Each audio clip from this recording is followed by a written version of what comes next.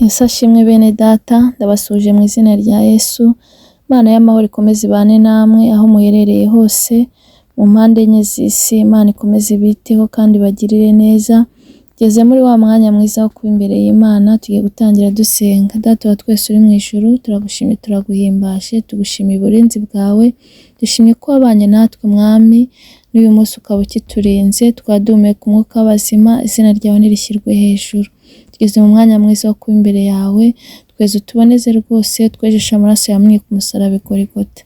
Mana ukimara kutubabarira, tugwaye karibu n'ikaze, ngwino utubere umuyobozi muri byose, ntaba ari twe ahubwo izina ryawe rishyirwe hejuru.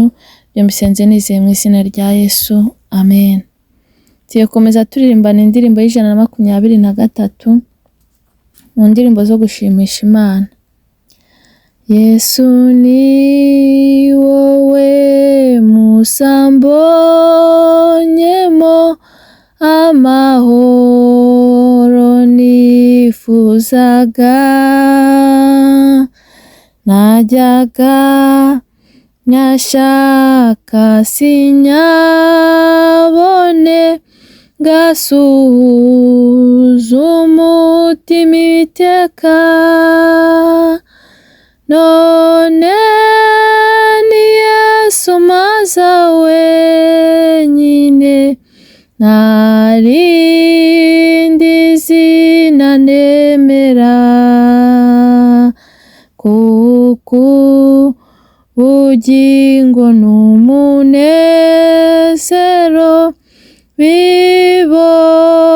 bibonekera muri we.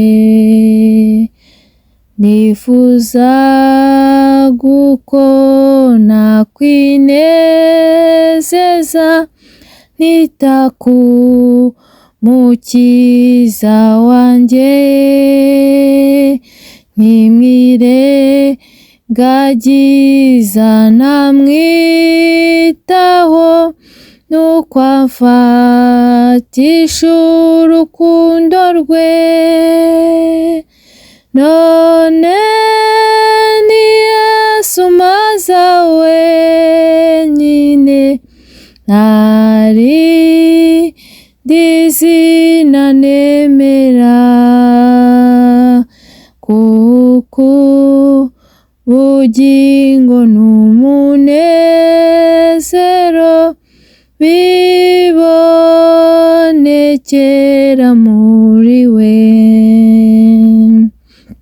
Najyaga njya kw'iriba ry'isi, mfite inyota nyinshi cyane, naba ngiye kunywa agakama ubwo, nuko nkayabura nkiheba, none ni Yesu maza wenyine, ntarindi zina nemera, kuko ubugingo n'umunezero bibonekera muri we. Nuzuye agahinda n'ubwihebe, mbuze ibyo niringiraga, maze amaso yanjye arahumuka, ndakure ba Yesu ndanyurwa, none ni Yesu maza wenyine, ntarindi zina nemera,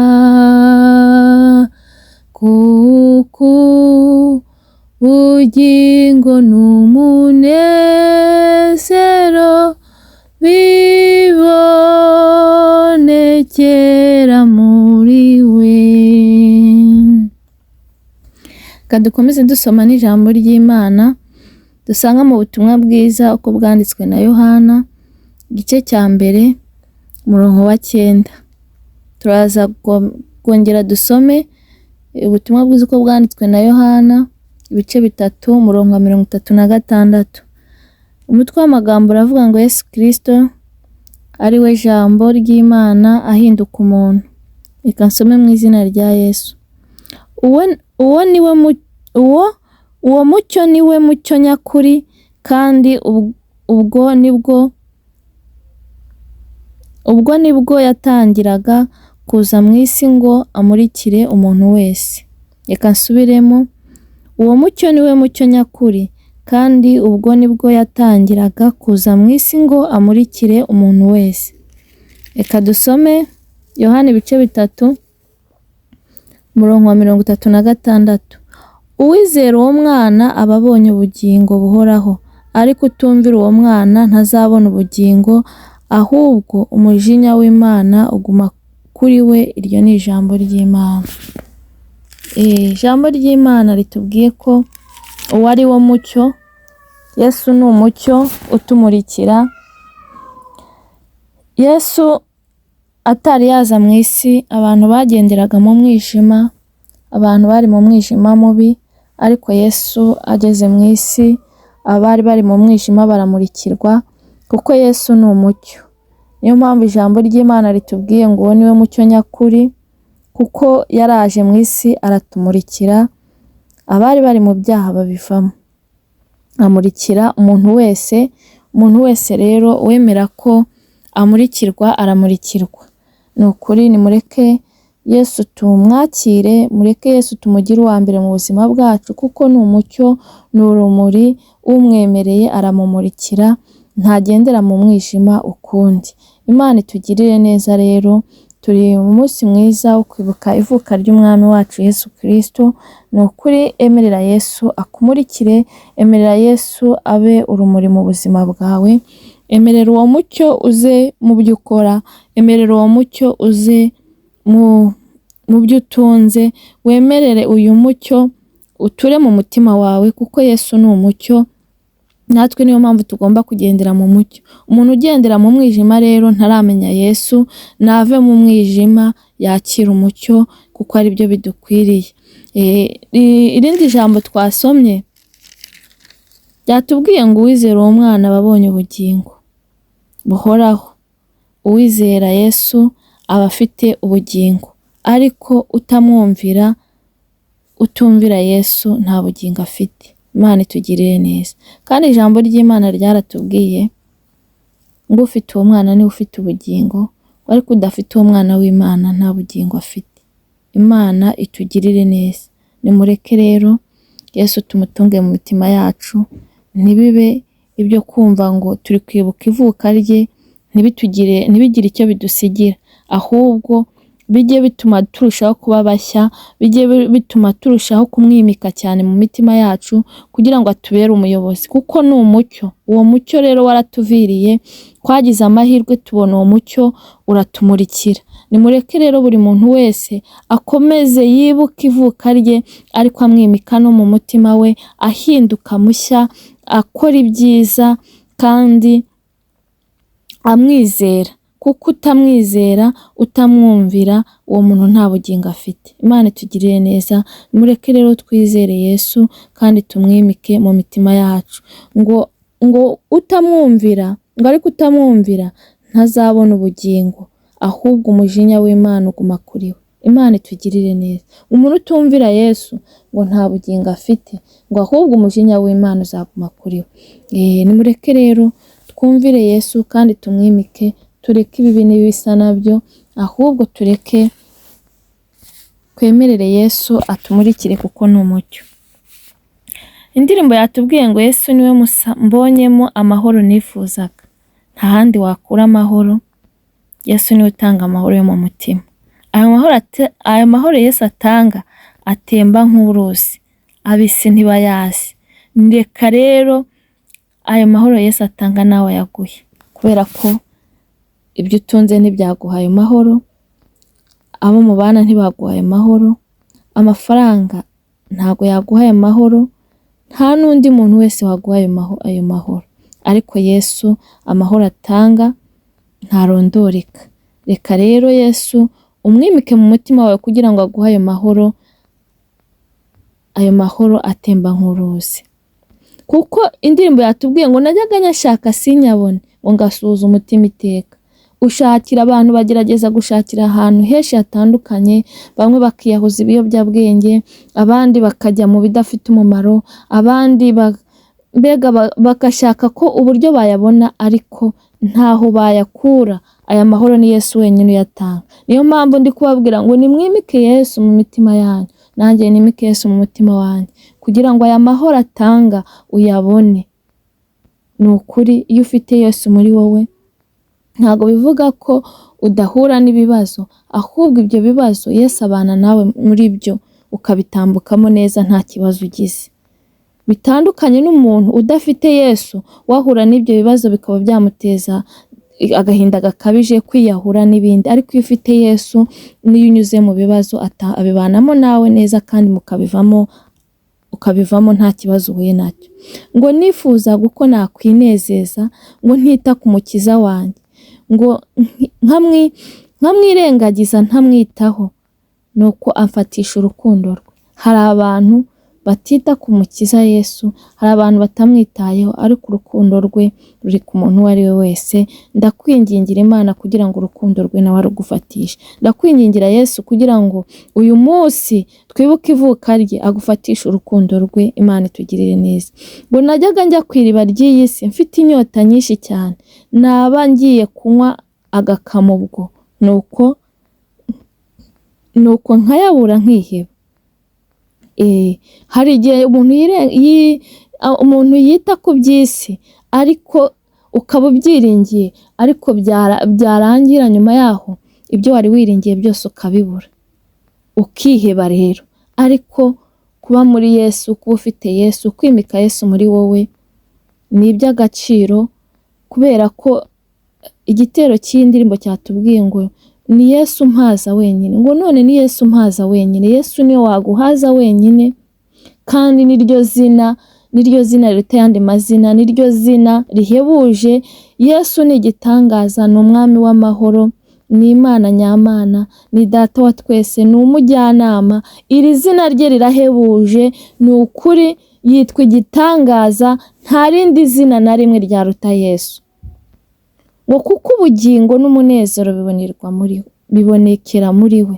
Ubugingo, ijambo ry'Imana ryatubwiye ngo uwizera uwo mwana w'Imana ngo niwe ufite ubugingo.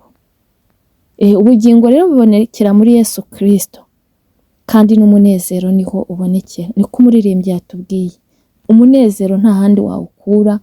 Ni ukuri waba utunze byose, waba ufite amafaranga, waba ufite amazu meza, waba ufite ubutunzi bwinshi, ibyo ngibyo ntabwo byabasha kuguha umunezero. Kandi dufite abantu b'ingero nyinshi tuzi babifite, ariko babuze amahoro yo mu mutima, babuze umunezero.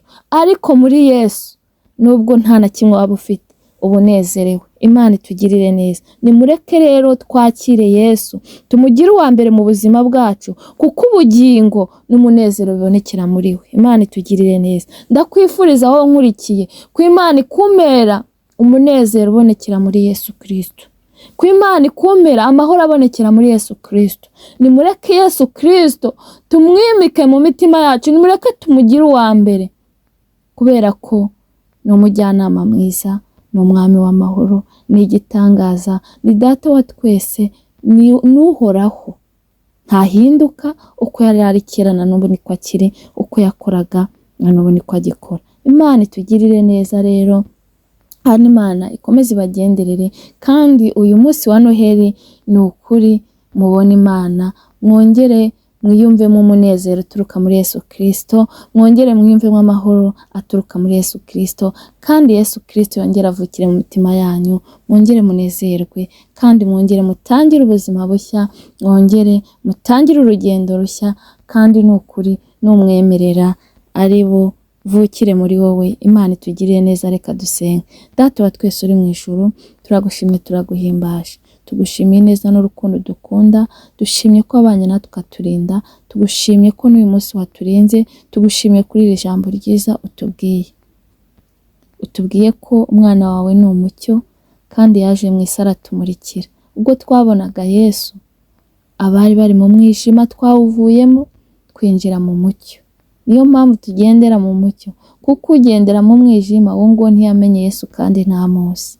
Mwami Imana, ijambo ryawe rirangira ritubwiye ngo uwizera uwo mwana w'Imana ngo afite ubugingo, ngo ariko utamwumvira ngo nta bugingo afite, ngo kandi umujinya w'Imana uri kuri we. Mana, turakwinginze kugira ngo abari kugendera mu mwijima, abatari bizera Yesu Kristo nk'umwami n'umukiza, ubahe kumwizera kuko Yesu Kristo ni umucyo. Mana, turakwinginze kugira ngo utwemerere Yesu yongere avukire mu mitima yacu, Yesu twongere tumwimike mu mitima yacu, kandi kuko ubugingo n'umunezero ubonekera muri we, buri wese uri bwemere abibone mu izina rya Yesu. Data mwiza rero, komeza ukize abarwayi mu izina rya Yesu, kandi ukomeze usuke ububyutse mu itorero, ugabanya abarimbuka wongera abakizwa, abatari bakira Yesu nk'umwami n'umukiza ubahe kumwakira. Dusengeye isi kugira ngo ihe amahoro, dusengeye afite intimba n'agahinda, baha amahoro yo mu mutima. Turindire ubugingo ko aribwo buzakubona, kandi ukomeze utwiteho, ukomeze utwagure mu buryo bw'umwuka, ukomeze uduhe gutunga Yesu Kristo mu mitima yacu, kugira ngo turusheho kugendera mu mucyo, kugira ngo arusheho kutubera umuyobozi. Urakoze Mwami, kumvishe gusenga, icyubahiro ni cyawe n'iteka ryose. Amen. Mwakoze cyane. Imana y'amahoro ikomeze ibahe umugisha muri byose, kandi mbifurije Noheli nziza. Uburinzi bw'Imana bukomeze bubabeho, naho ubutaha. Bye.